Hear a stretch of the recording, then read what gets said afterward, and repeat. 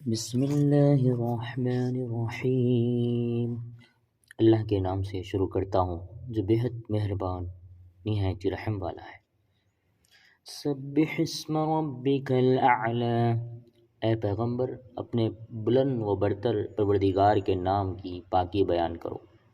الذی خلق فسوی، جس نے ہر چیز کو پیدا کیا اور بہت ٹھیک پیدا کیا۔ والذین قدر فہدی، اور جس نے ہر چیز کا ایک انداز ٹھہرایا۔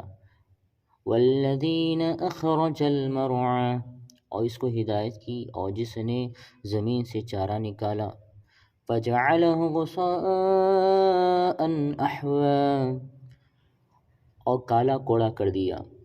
سنقرئک فلا تنسى، اے پیغمبر ہم تم کو قرآن اس طرح پڑھائیں گے کہ تم الا ما شاء اللہ، کہ تم ان کو بھولو گے نہیں مگر جس قدر اللہ چاہے۔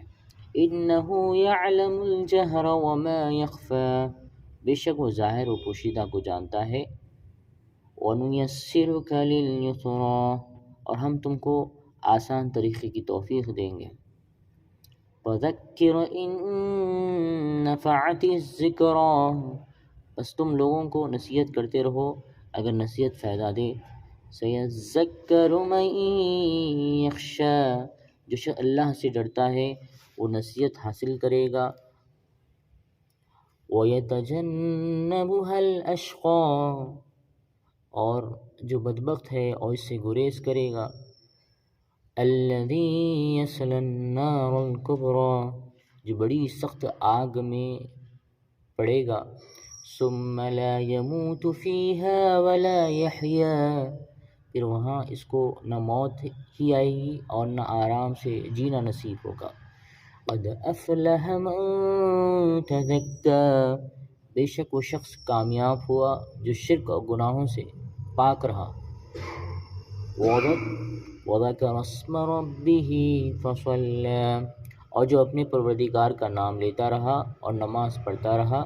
بل تؤثرون الحیاۃ الدنیا، مگر اے کافرو تم دنیا کی زندگی کو آخرت پر ترجیح دیتے ہو۔ والآخرۃ خیر وابقی، حالانکہ آخرت کی زندگی بہتر اور ہمیشہ رہنے والی ہے۔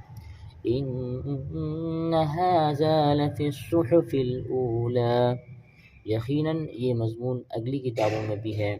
صحف ابراہیم و موسیٰ، یعنی ابراہیم اور موسیٰ کی کتابوں میں۔ صدق اللہ العظیم۔